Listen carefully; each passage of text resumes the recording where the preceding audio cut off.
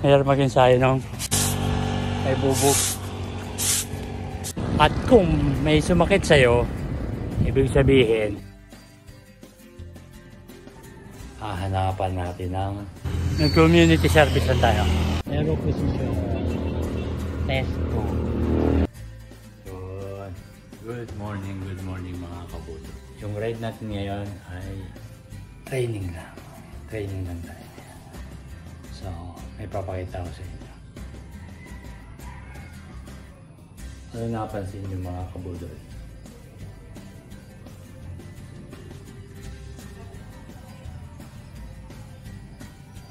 Laspag na ang aking birthday.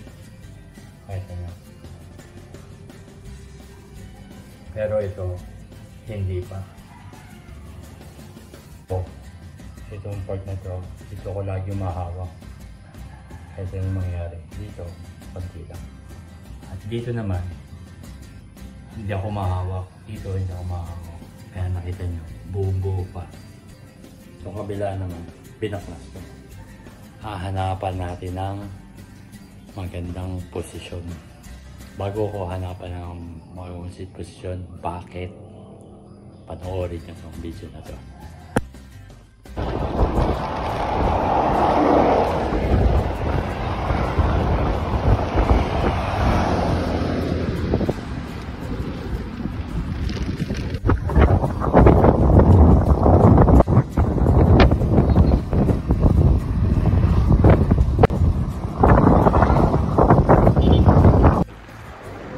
Tayo sa Bulacan, Kantukuran.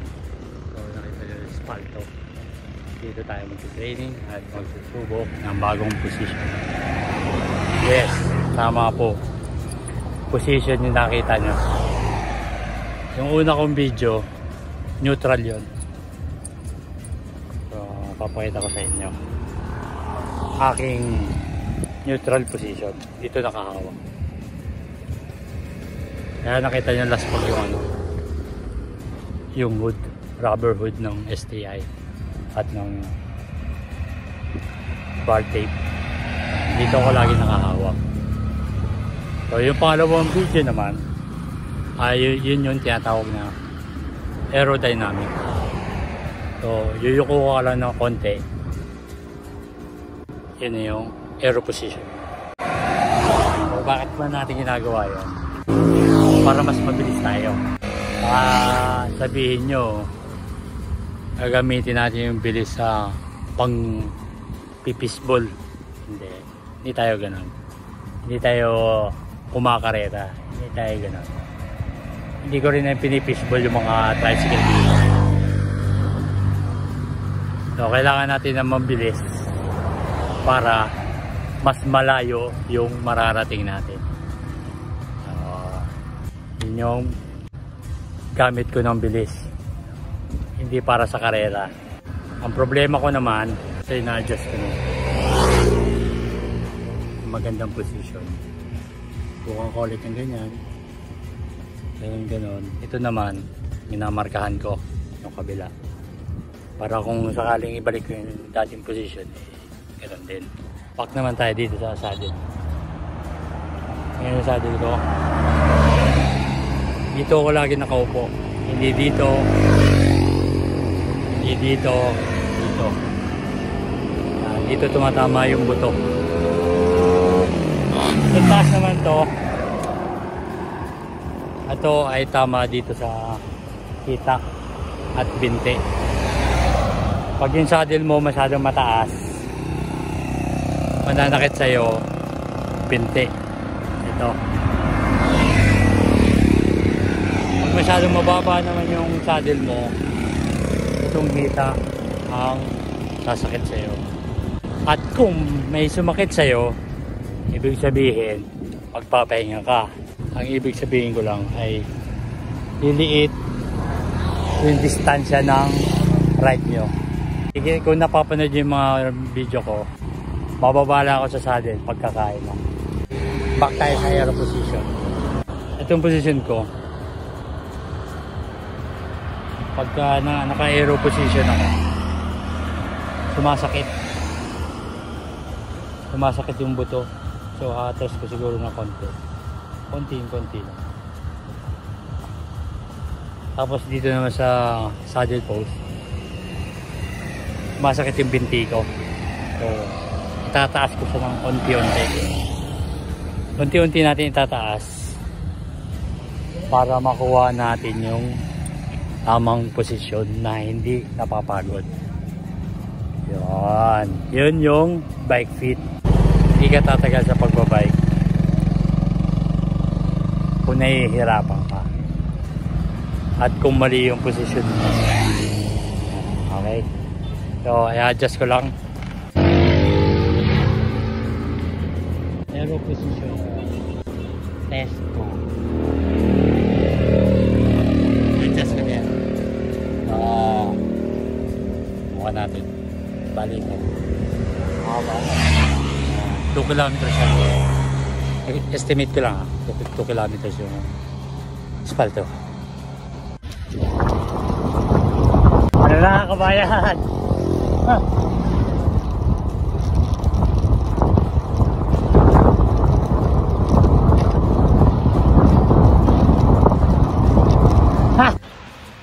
Yun mga kabutan. Hindi natuwala ako. Mas madali na mag 40 ang takbo. So may marka na mamarkahan ko ulit. So para meron tayong reference kung saan yung mabilis tayo at kung meron pang i-improve. So nakakita nyo naman 40 na yung takbo. So ang goal na lang natin ay mga ganang takbuhan lang, pero ang hanapin lang natin yung hindi napapagod. Normal lang yan, parang chill ride lang natin yan.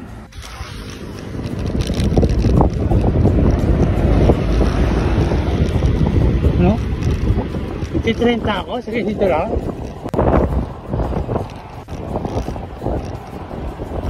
Neutral mo pa lang.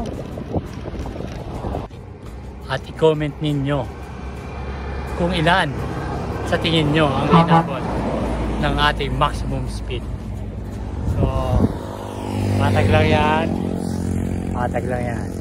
walang decent yan. So ayun, at i-comment nyo na rin kung saan nakaabot yung video na to.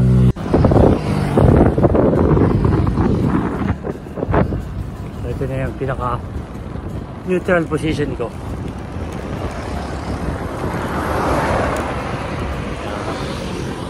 Level natin ng konti. Nakagay na.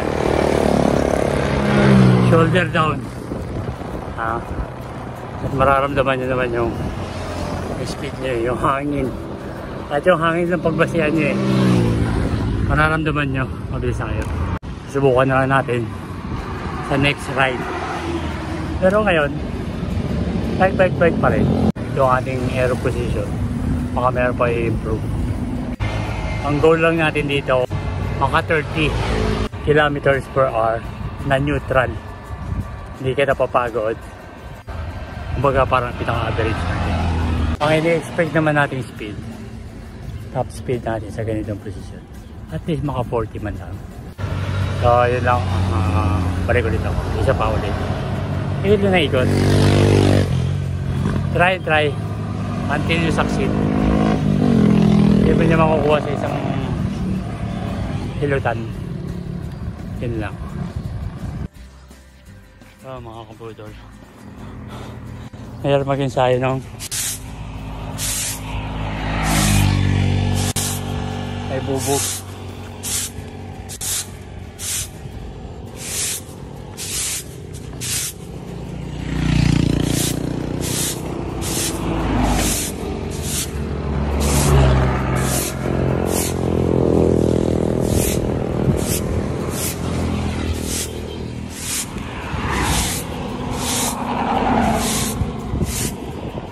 Tayo madali. Saglit lang yan.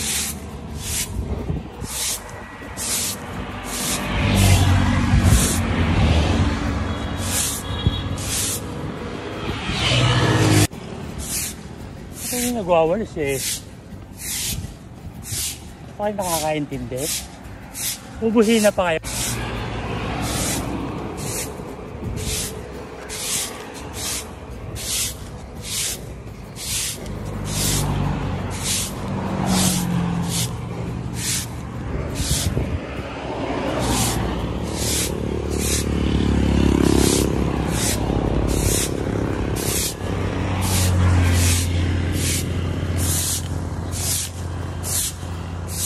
Ayaw pala, kita mo na nagwawalis.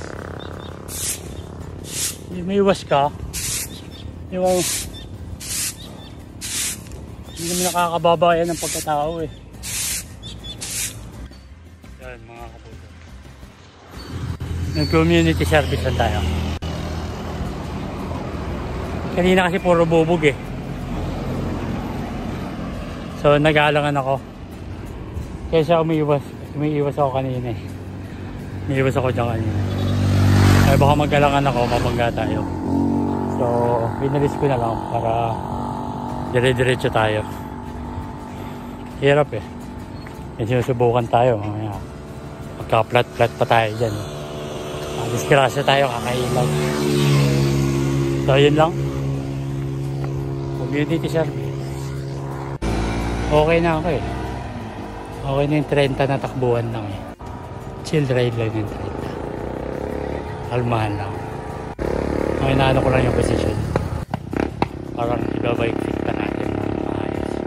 Medyo sumasakit yung pigi ko eh. Ito ang aero test. Part 3. Ininom ko na rin yung tubig ko. So, dalawang ride ko na siya, hindi na yun. 10 days na siya sa akin. Ngayon ko lang ininom ko. Anyway, today's lesson, you can't buy speed, but we can learn. Hindi man natin mabili yung bilis, pero mapapag-aralan natin.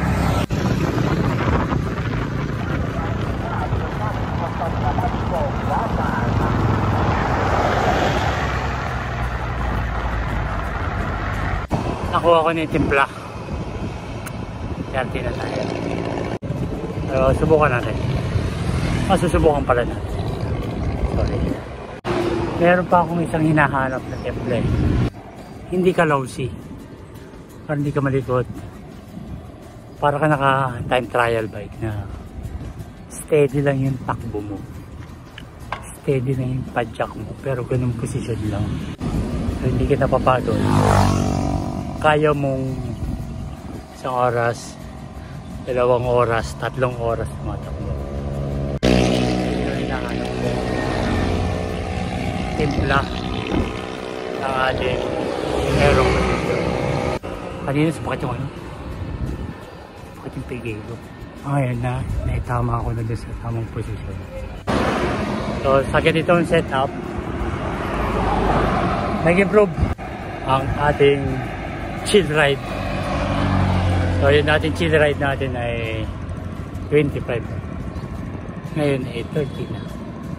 Bago ko makalimutan, ang gulong natin sa harapan ay 50. Ang gulong natin sa likod ay 55. Sa madaling salita, wala pa tayo sa tamang air pressure ng gulong. Ay sa aking tropa, shout out kay Carbon Lodi. Dahil ako sa kanya. Kaya niya kung anong timbang ko. Estimate ko lang 75. Sabi niya, 70 sa harap. 70 sa likod. Kasi ito lapat na lapat pati yung gulong niya. Siyempre yung 70. Medyo hindi yung lapat. Aral pa tayo, aral pa. Hindi pa yan tapos. Hindi pa. Baka may improve pa tayo. Yan.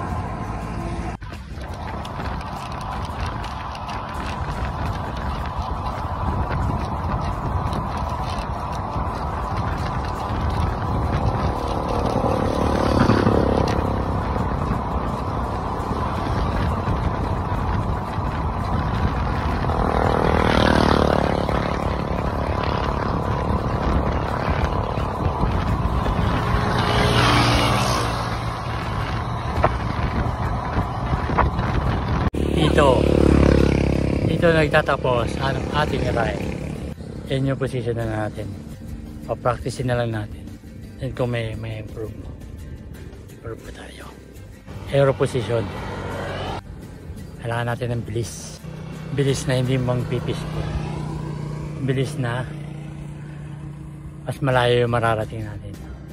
Balikan po yan. So ito okay na to. Steady na ako. So, hindi naman nanambi yung kamay ko. Kanina pa ako pabalik-balik. So yung saddle naman okay na rin. Pwede na. Maraming salamat mga kabudo.